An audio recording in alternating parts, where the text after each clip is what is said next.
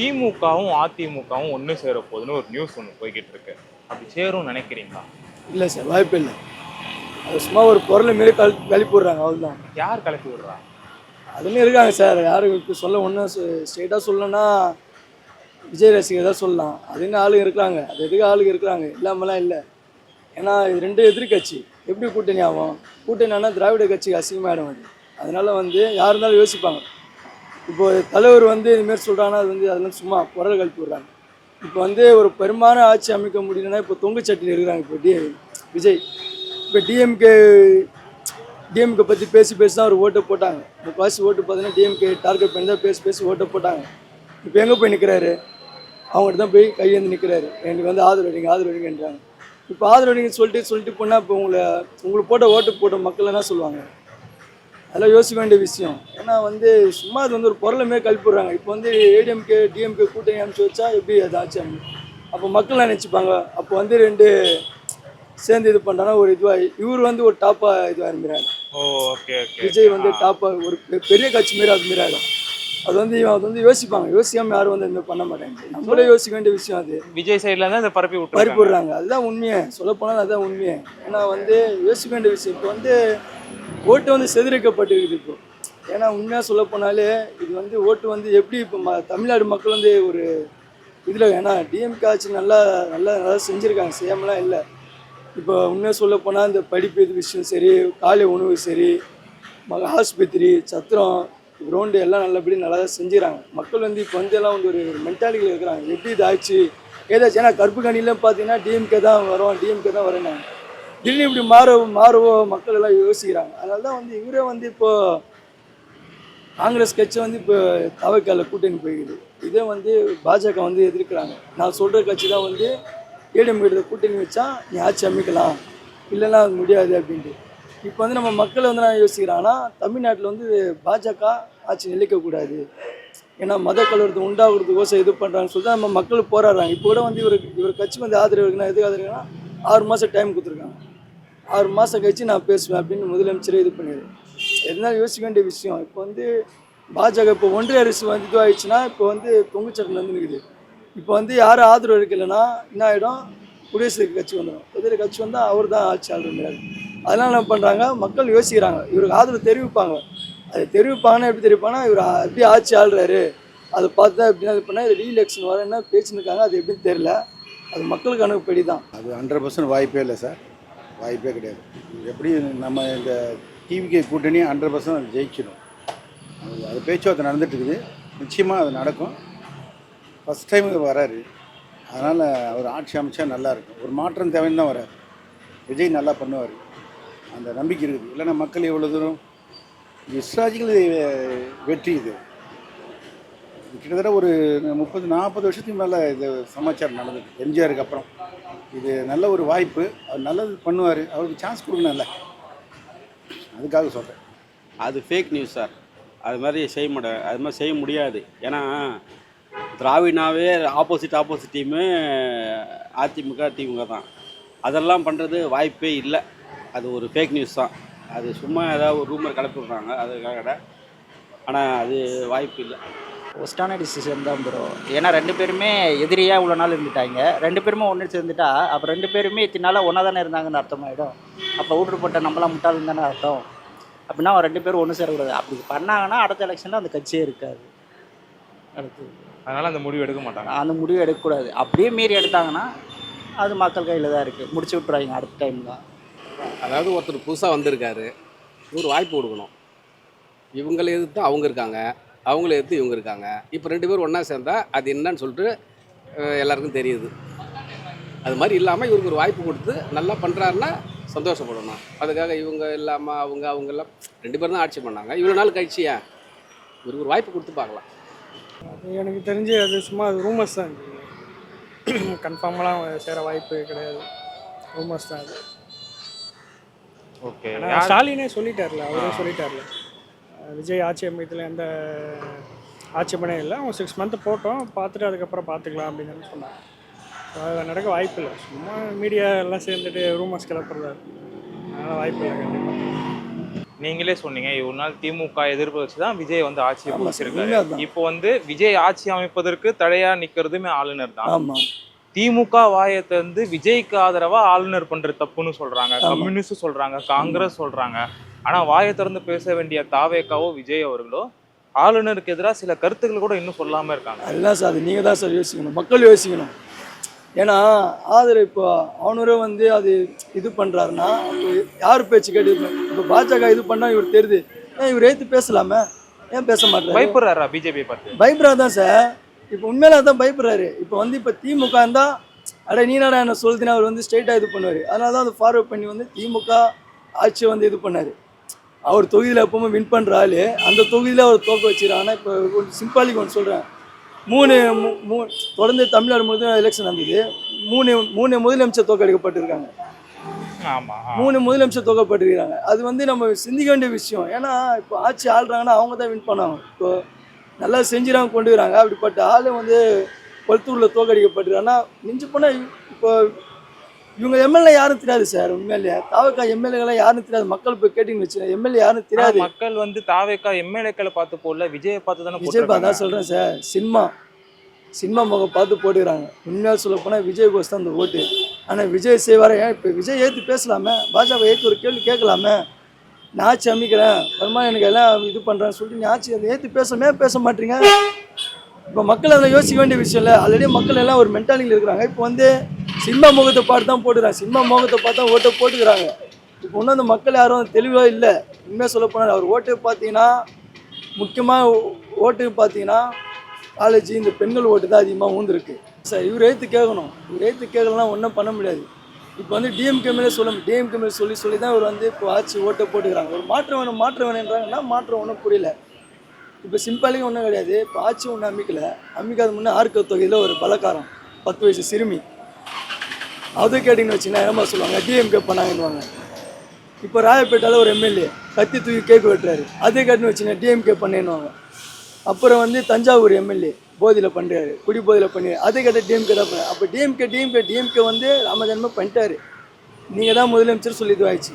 இப்போ இது வந்து இது யார் கேட்க வேண்டியது? இப்போ வந்து டிஎம்கே ஆட்சியில் வந்து பலாக்காரம் நடக்குது, குழந்தைங்கள பாலியம் கொடுமை பண்ணுறாங்க, கெஞ்சா இது பண்ணுறாங்க, குடி போதில் இது பண்ணுறான்னு சொல்லுங்கள். இப்போ நீங்கள் ஆட்சியில் உக்காரல, இப்போ 3 இதுவும் நீங்கள் இதுவாக இருக்குது. இது யோசிக்க வேண்டிய விஷயம்.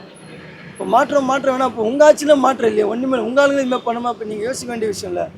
இப்போ டிஎம்கே நீ டார்கெட் பண்ணி பேசுனீங்க. இப்போ டிஎம்கே தான் வந்து பாஜகவை எதிர்க்குது தமிழ்நாட்டில். உண்மையாக சொல்ல போனால் டிஎம்கே பாஜக எதிர்க்கிற ஒரே கட்சி பார்த்தா திராவிட கட்சி மட்டும்தான். அந்த கட்சியில் நம்ம எல்லாம் அச்சுக்குன்னே சாக வேண்டிய நிலைமை தான்.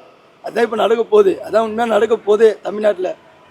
மக்களுங்க வந்து யோசிக்காமல் போட்டாங்க. அதான் ஒன்று. இது வந்து இவர் ஏற்று கேட்கணும். இவர் ஏற்று கேட்டால் பரவாயில்ல, இவர் ஏற்று கேட்குறான்னு இவருக்கு ஒரு நெக்ஸ்ட் வந்தால் ஒரு வாய்ப்பு இருக்குது. இப்போ ரீஎலெக்ஷன் வரேன்னு சொல்லியிருக்காங்க. இப்போ ரீஎலெக்ஷன் வந்தால் இப்போது முதலமைச்சர் நம்ம ரீஎலெக்ஷன் வேணான்றாரு. ஏன்னா நீ வந்திருக்க என்ன செய்கிறோம் பார்க்கணும். இப்போ 11 குறிக்கோள் கொடுத்துருக்காரு. இப்போ 2500 தரேன், 6 சிலிண்டர் தரேன், 10க்கு வருஷத்துக்கு 15,000 ரூபாய் போடுறேன். அப்புறம் வந்து திருமணம் அவர் பெண்களுக்கு நகை இது பண்ணுற, குழந்தை பிறந்த நகை இது பண்ணுறது சொல்லியிருக்காரு. இதெல்லாம் செய்வாரா செய்ய மாட்டா சாத்தியமாக கிடையாது. ஏன்னா ஆட்சி ஆண்டவங்களாம் வந்து அவ்வளோ எதுவும் செய்யலை. இப்போ முதலமைச்சர் என்ன சொல்கிறாருன்னா, இப்போ நான் இந்த உணவு திட்டம், இந்த 1000 ரூபாய் இது முதல்ல இதை செஞ்சுட்டு நீ எது இருந்தாலும் இது பண்ணு அப்படின்றாங்க. பார்க்கலாம், வந்திருக்காரு என்ன செய்கிறா பார்க்கலாம். மக்கள் எல்லாம் சினிமா முகத்தை பார்த்து போட்டிருக்காங்க. இதனால் பாதிக்கப்பட போது நம்ம தான். மக்கள் கொஞ்சம் யோசிக்கணும். யோசிக்க வேண்டிய விஷயம். யோசிச்சா நல்லது. அரசியலில் என்ன ஒன்றா நடக்கலாம் சார். ஏன்னா ஒருத்தர் வந்து பயன் அடைகிறாங்கன்னா அடுத்தவங்க ஏதாவது ஒன்று பண்ணி விடுவாங்க. ஏன்னா இப்போ இருக்கிற ட்ரெண்டு என்னன்னா, யார் எப்படி இருக்காங்கன்னு பிரச்சனை இல்லை, நம்ம எப்படி இருக்கோம் தான் பார்க்குறாங்க. அதுதான் ட்ரெண்டு. இப்போ ட்ரெண்டு அது வந்து ரூம் இருக்கலாம், ஆனால் அதுக்கெல்லாம் வாய்ப்பு இல்லைன்னு நினைக்கிறேன். ஒருவேளை 2 பேரும் ஒன்று சேர்ந்தால் தமிழ்நாட்டு மக்களோட மனநிலை என்னவா இருக்கும்? சந்தோஷமாக தான் சார் இருக்கும். ஏன்னா 2 பேரும் சேர்ந்தால் நல்லது தான் பண்ணுவாங்க. ஒருத்தர் சேஃபில் வந்து அவங்க நல்லது பண்ணியிருக்கிறாங்க. அவங்க ஆட்சி வந்தாங்கன்னா அவங்க நல்லது பண்ணால் சொல்லுவாங்க. இப்போ 2 பேர் சேர்ந்தாங்கன்னா சந்தோஷம் தானே. அவர் பேசணும், அவர் அதுக்கான கேஸ் போடலாம். ஏன்னா கர்நாடகாவில் அந்த சிஎம் போட்டு அப்போ வாங்கியிருக்காரு இல்லையா, அதே மேல்முறையீடுனா அதுவே இது எக்ஸாம்பிளாக காட்டி இவங்கள சுப்ரீம் கோர்ட்டில் கேஸ் போடலாம். பட் இவங்க எந்த ஸ்டெப்பு ஒன்றும் எடுக்காமல் இருக்காங்க. போட்டால் தான் ஒரு இது வரும். ரொம்ப கேவலமாக இருக்கும். அது எப்படி ஒத்துப்பாங்க? கஷ்டம் தானே. ஏன்னா இவங்களே தானே அவங்க இருக்காங்க. எலெக்ஷன் என்னது கண்டெஸ்ட் பண்ணது, இவங்களே அவங்க இருக்காங்க, அவங்களே இவங்க இருக்காங்க. நல்லதோ கெட்டதோ புதுசாக வந்தவருக்கு ஒரு வாய்ப்பு கொடுக்கணும். இது பேசிக்காக தான் நல்லா இருக்கும். அவர் சரியாக செய்யலைன்னா மக்கள் அவருக்கு திரும்ப என்ன பண்ணுவாங்க, ஒரு பாடம் கொடுப்பாங்க. அதனால் 2 பேர் எதிரியே ஒன்றா சேர்றதில்ல என்ன இருக்குது. இத்தனை ஆண்டு காலம் ஆட்சி நல்லா இருக்கும். இந்த வாட்டி அவர் நின்னது வந்து அவருக்கு டைமே கிடையாது. எங்கே வந்தாலும் அந்த கரூர் இஷ்யூனால கொஞ்சம் அதில் ஃபெடப் ஆகிட்டாங்க. அவர் ஃப்ரீயாக விட்டு ஃப்ரீயாக எல்லா டிஸ்ட்ரிக்கும் போய் பண்ணியிருந்தாருன்னா நிச்சயமாக இண்டிவிஜுவலாகவே அவருக்கு வாய்ப்பு இருக்குது. இப்போ கூட்டணியே தேவை கிடையாது அவருக்கு. இதுதான் எனக்கு பெரிய வருத்தமாக இருக்குது. இண்டிவிஜுவலாக அவருக்கு ஃப்ரீயாக விட்டுருந்தானே பண்ணல. அது அவர் வெளியில் வரல சும்மா தான் கமெண்ட் அடிச்சு இங்கே மீடியாக்கள்லாம் அவர் ஒரு மாதிரியாக பண்ணிட்டாங்க தவிர மற்றபடி செல்வாக்கு இருக்குது சார். நிச்சயமாக அவர் நல்லது பண்ணுவார், அதில் மாற்றம். பாட்டி டிவிக்கு வந்து ஜெயிச்சு ஓட்டு வந்ததே எல்லாம் வந்து சினிமா முகத்து தான் சார். ஏன்னா அவருக்கு வந்து அரசியல்லாம் என்னன்னு தெரியாது. சினிமா முகத்தில் வந்துட்டார். வந்த பிறகு தான் அவர் என்ன கஷ்டப்பட போகிறாருன்னு அவருக்கு தெரியும்.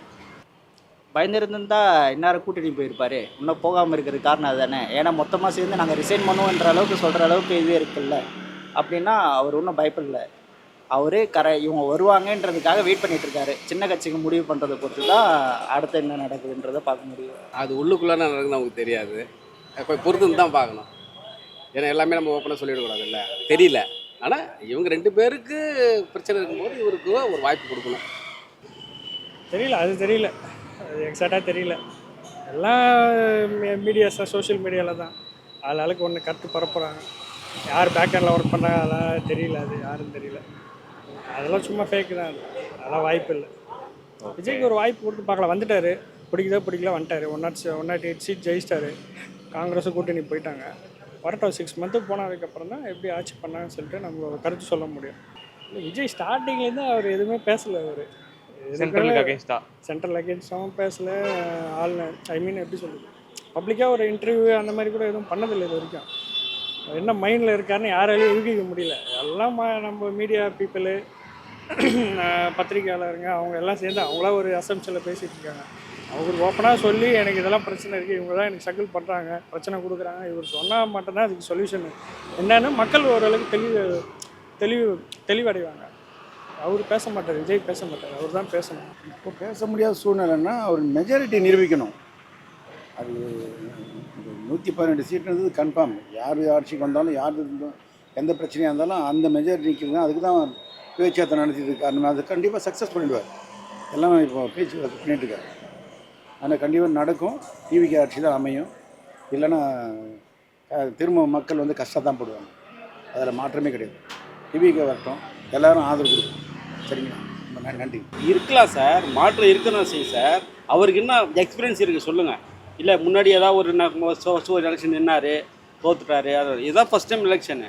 ஒரு மாற்றத்துக்கு சேஞ்ச் பண்ணியிருப்பாங்க. ஆனால் இனிமேல் தான் அதோட ஒரு ரிஃப்ளெக்ட் நமக்கு தெரியும். இப்போ எதுவுமே சொல்ல முடியாது. அவரும் அவர்கிட்ட நல்ல சந்தோஷம் தான், இல்லைன்னு சொல்லலை. அவர் என்ன பண்ணுறாருன்னு இனிமேல் தான் நான் பார்க்க போகிறோம். அதுக்கு அவர் நமக்கு வாய்ப்பு கொடுக்கணும்ல. அது பண்ணிட்டோம், என்ன பண்ணால் தெரியும். நமக்கு வரலைன்னா அடுத்தது என்ன நடக்குதோ அதுதான். ரீஎலெக்ஷன் நடக்கும், இல்லைன்னா திமுக அதிமுக கூட்டணி நடக்கும். இது 2த்துல எதனா ஒன்று நடக்க போகுது. ரீஎலெக்ஷன் நடந்தால் என்ன ஒன்று நினைக்கிறீங்க? இப்போ இன்னும் மெஜாரிட்டியோட ஜெயிப்பார். இப்போ சின்ன சின்ன கட்சிகள்லாம் அப்போ ஜெயிக்க முடியாமல் போயிடும். இப்போ இவங்க என்ன பண்ணுறாங்களோ அதை பார்த்துட்டு தானே இருக்காங்க மக்கள். அடுத்த எலெக்ஷனில் அவங்களுக்கு இப்போ இருக்கிற சீட்டை காணாமல் போயிடும். அதை அவங்க புரிஞ்சு நடந்தது தான் சரி. இல்லை நான் அப்படி தான் பண்ணுவேன்னு பண்ணிட்டு இருந்தாங்கன்னா அதுக்கான விளைவை அவங்க சந்திச்சு தான் ஆகணும். பிரச்சனை வேறு எதாவது மாதிரியே போகணும்னு சொல்கிறோம், பயப்படலாம். கொஞ்சம் வெயிட் பண்ணால் தெரியுது இல்லையா, அதுக்கப்புறம் வெயிட் பண்ணலாம். ஏன்னா உடனே நம்ம ஒரு விஷயம் சொல்கிறோன்னா உடனே எது சொல்லும்போது அவங்களுக்கு என்ன இருக்கும், அது மைனஸை போகிறதுக்கும் வாய்ப்பு இருக்குது. ஒரு அதே மாதிரி விஜய் அவர்கள் திமுக எதிர்ப்பை முன்னிலையில் வச்சு தான் இந்த ஒரு எலெக்ஷனை ஜெயிச்சிருக்காரு. பிஜேபியை வச்சு அவர் அவ்வளோ அரசியல் பண்ணார கேட்டால் பெருசாக இல்லை தான் சொல்லியானோம். இப்போ ஒரு ஆட்சி அமைப்பதற்கு தடையாக இருக்கிறது ஆளுநர் தான். ஆனால் ஆளுநர் எதிர்த்து ஒரு வார்த்தை கூட பேச மாட்டாரு. திமுக விஜய்க்கு ஆதரவாக பேசுகிறாங்க, ஆளுநருக்கு கண்டனம் தெரிவிச்சு. ஆனால் விஜய் அவர்கள் பேச மாட்டாரு. இப்போ காங்கிரஸ் வந்து டிவிக்கு சப்போர்ட் பண்ணுறது என்ன பேஸ் பண்ணி சப்போர்ட் பண்ணியிருக்காங்கன்னா, பிஜேபி கூட நீங்கள் இது வச்சுக்கக்கூடாது, அதனால தான் வந்து அவங்க சப்போர்ட் பண்ணி வந்தாங்க. டிஎம்கேல பிரிஞ்சு வந்துட்டாங்க, சப்போர்ட் பண்ண வந்தாங்க. இப்போ வந்து இப்போ வந்து லேட்டஸ்ட்டு நியூஸ் என்னன்னா, ஏடிஎம்கே சப்போர்ட் பண்ண போகிறாங்க விஜய்க்கு. தாவேக சப்போர்ட் பண்ண போகிறாங்க. அதனால தான் வந்து நேற்று சிவி சண்முகம் உடனே இப்போ ராஜினாமா பண்ணிட்டு வந்துட்டார். ஒரு 30 எம்எல்ஏ வந்து அவருக்கு சப்போர்ட் பண்ண போகிறாங்க. அது வந்து எஸ்பி வேலுமணி தலைமையில் போக போகிறாங்கன்னு ஒரு நியூஸ், லேட்டஸ்ட் நியூஸ் இதான் தெரியும். இன்னும் போக போதும் தெரியும் நமக்கு என்னன்னு. இருக்கலாம், 99% இருக்கலாம். இல்ல திமுகவும் அவ்வளோ கடுமையா விமர்சனம் பண்ணாரு, இப்போ பண்ணல, ஏன்னா இப்போ ஆட்சியில பண்ண முடியாது. ஸ்டார்டிங்கில் பிஜேபி பற்றி பயங்கரமாக பேசினார். ஆஃப்டர் அந்த கரு இஷ்யூக்கு அப்புறம் பேசுன மாதிரி தெரியல. பிஜேபி அந்த வேர்டு கூட பெருசாக யூஸ் பண்ண முடியல. லாஸ்ட்டாக மீட்டிங்கில் தான் இந்த மாதிரி எனக்கு படத்துக்கு பிரச்சனை கொடுக்குறாங்க அப்படின்னு சொல்கிறாரு. பேக்கெண்டில் இருந்தாலும் இருக்கலாம், ஆனால் வந்துட்டார், ஒரு வாய்ப்பு கொடுக்கலாம். அடுத்து ஒரு 1 இயர் எப்படி பண்ணுறேன், ஏன்னா 1 இயர் கழிச்சு தான் அவர் சொன்ன அந்த ஸ்கீம்ஸ்லாம் கொண்டு வர முடியுமா, ஏன்னா வாய்ப்பு இல்லை. பெட்டர் அவர் உள்ளே வந்துட்ட பிறகு அட்லீஸ்ட் அந்த ஸ்கீம்லாம் பண்ண முடியாது. பட்ஜெட்டில் ஃபண்டு கிடையாது, கவர்மெண்ட்லேயும் ஃபண்டு கிடையாது. இப்போதைக்கு இருக்கிற கரெக்டாக இருக்கிற ஸ்டெபிலைஸ் பண்ணி கரெக்டாக குவாலிட்டி இம்ப்ரூவ் பண்ணி ஸ்டெபிலைஸ் கொண்டு போனால் நல்லாயிருக்கும். அதுதான் எல்லாருடைய வாய்ப்பு. ஆனால் வந்துட்டார்ல, வாய்ப்பு கொடுத்தா நான் வந்துட்டார். இதுக்கப்புறம் சுத்த விட்டு இருக்குது எந்த ஒரு பிரயோஜனமும் இல்லை. வந்துட்டார், அவர் உட்காந்து பார்த்தா தான், சிஎம் சீட்டில் உட்காந்து பார்த்தா தான் அதோட ஈட்டு என்னன்னு தெரியும். பார்த்தா தான் தெரியும், பார்க்கலாம்.